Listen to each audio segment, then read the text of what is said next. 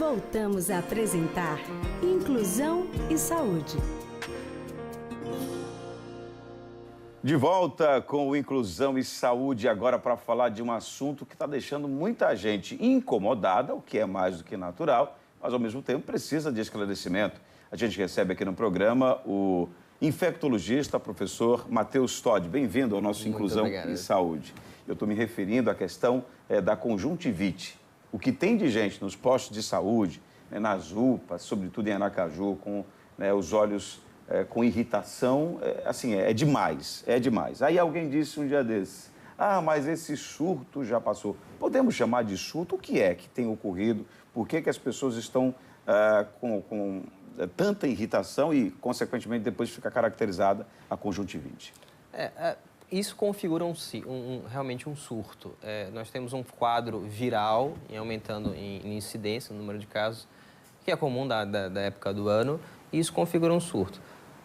Os surtos, ao longo desses meses, outono, inverno, eles vão acontecendo, às vezes de algumas doenças virais específicas, doenças enterais, diarreias, a própria influenza na gripe, e atualmente teve esse surto da conjuntivite. Mas o surto pode ser debelado e voltar a termos, ao longo desse inverno, outros surtos. O mal é que é uma doença de fácil transmissão, uma doença que se beneficia muito dos aglomerados, então escolas, creches, trabalho, e uma doença que implica muito o absenteísmo. Então, o paciente tem o quadro de conjuntivite, a gente sabe que dura em média 10 dias, ele vai passar em média 10 dias afastado do trabalho, certo?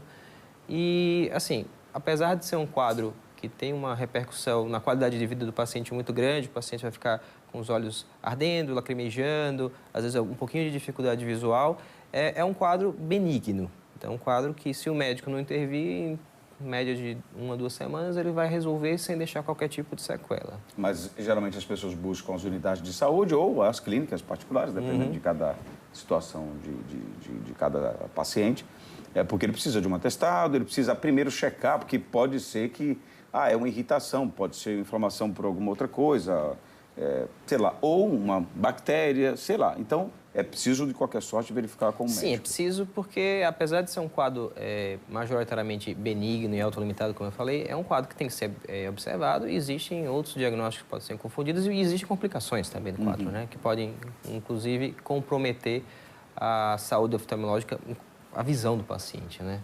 Tá, mas aí como é que a gente...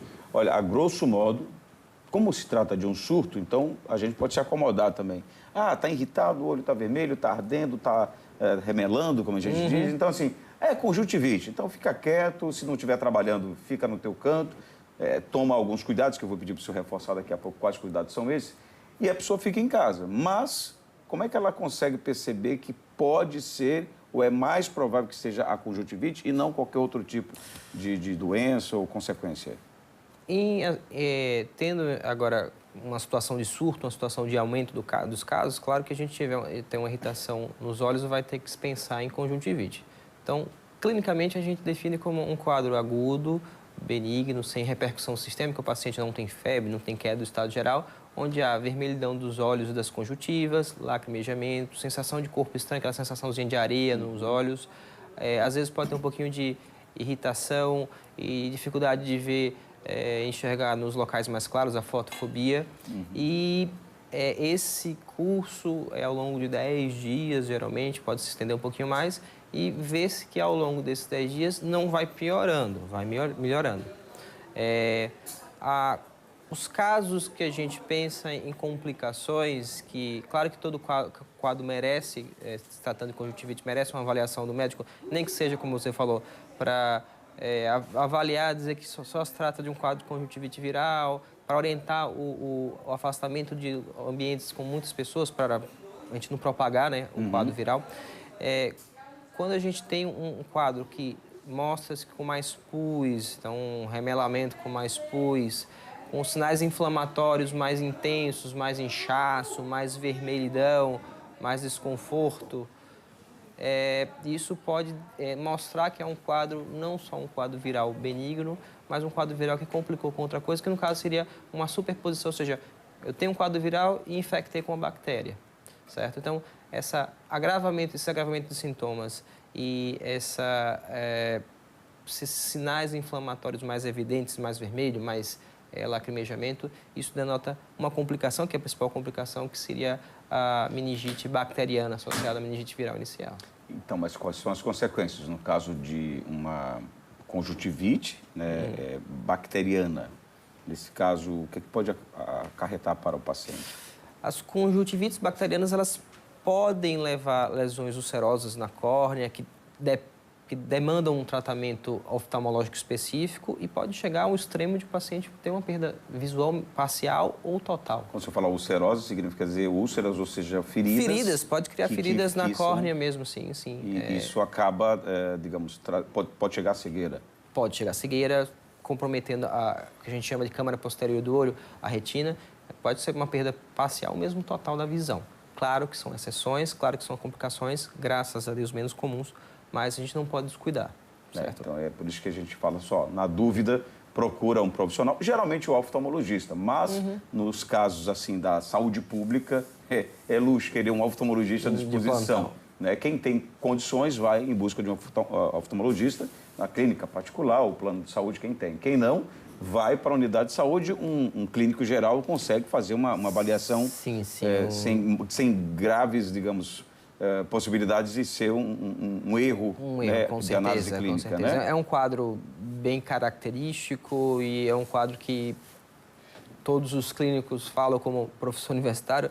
Os meninos saem como clínicos sabendo diagnosticar e conduzir adequadamente. Claro que, pensando em complicações, o oftalmologista vai ter que entrar na jogada para tratamentos mais específicos e acompanhar a evolução. Mas o clínico, sim, é habilitado e uma ida a uma UPA, uma ida a uma urgência, a gente consegue ter uma boa orientação, geralmente. Na casa, quando vem 3, 4, 5 pessoas da casa.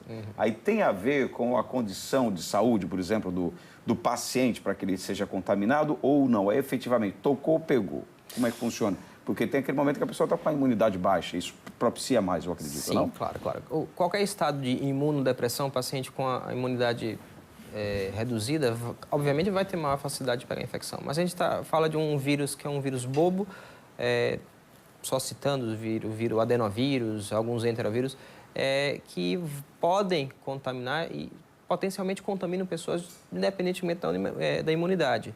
Então, o grande mal, apesar de ser uma doença viral, autolimitada, ou seja, ela cura sozinha, tem uma manifestação e um curso benigno, ela se transmite com alta facilidade. Então, o contato das mãos, a mão funciona como um veículo importante. Então, o contato da mão com o olho e de contato a outra pessoa pega aquela mão contaminada e coloca no olho.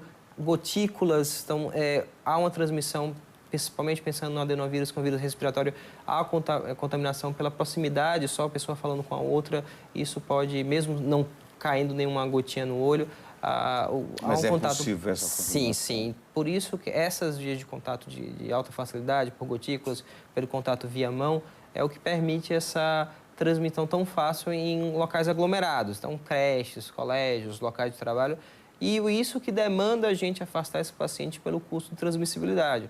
Geralmente, essas doenças são transmissíveis 2 dias antes da manifestação dos sintomas, até 5, 10 dias após o início. Então, nesse caso, os casais, por exemplo, se um pegou, o outro já vai pegar. Comunhão de bens. Comunhão de bens já pode gerar. Bom, se vai beijar, está perto, caiu uma gotícula, pronto, já dificilmente o casal não vai pegar, dificilmente o filho também não vai pegar. Não vai pegar, porque você tem aquela... Agora, sim, o cuidado é com as mãos, o maior cuidado. Evitar locais aglomerados e evitar as mãos. Cuidado com a manipulação dos olhos, porque a mão pode funcionar como um veículo para transmitir outras pessoas. E também ter cuidado com a gente não levar a mão suja aos olhos, porque pode ser um quadro benigno e eu posso, sem querer, estar inoculando bactéria ali. Jogando a bactéria. Por isso complicando tem que estar lavando as mãos sempre. Ou pelo menos o álcool gel. O álcool gel, extremamente importante. E tem um detalhe, né, em relação a essa coisa do asseio. O que passar? Eu vou usar água buricada, vou usar soro fisiológico. O que é mais apropriado para fazer esse asseio? Tem alguma recomendação? Isso é melhor, isso é mais ou menos, ou pode ser as duas coisas? Assim, o soro é sempre uma boa opção por ser uma solução. O que a gente pensa numa solução que não seja irritante e que não tenha bactérias, seja estéril. Então, se a gente pensar em a própria água fervida ou água mineral, de garrafa, uma solução capaz de limpar. A água boricada é uma solução antisséptica antiga também, é uma possibilidade. O soro, o inconveniente do soro é que a gente tem uma convicção um pouco equivocada. Quando eu tenho um sorinho daquele, eu abro, ele só dura 24 horas estéreo na geladeira. Então, tem soros que tem 2 anos lá, a pessoa está usando, achando ali é água contaminada, então não tem... É um risco. É um risco. Se a pessoa não tiver orientação apropriada. O ideal seria... Abrir o soro, usa durante 24 horas. Descarta. Na geladeira. Depois joga fora. Doutor Matheus Todi, mais uma vez, professor, obrigado pela sua vinda. Foi muito esclarecedora. Prazer. Espero que a gente tenha ajudado os nossos telespectadores. Até a próxima. Com certeza. Nosso Inclusão e Saúde de hoje fica por aqui, agradecendo demais a você pela audiência. Fiquem todos com Deus e, claro, lembrando, nosso compromisso sempre aos sábados, às 8 da manhã e na segunda-feira, reprise às 9 horas. Até lá, se Deus quiser. Você assistiu Inclusão e Saúde, uma realização APAE de Aracaju.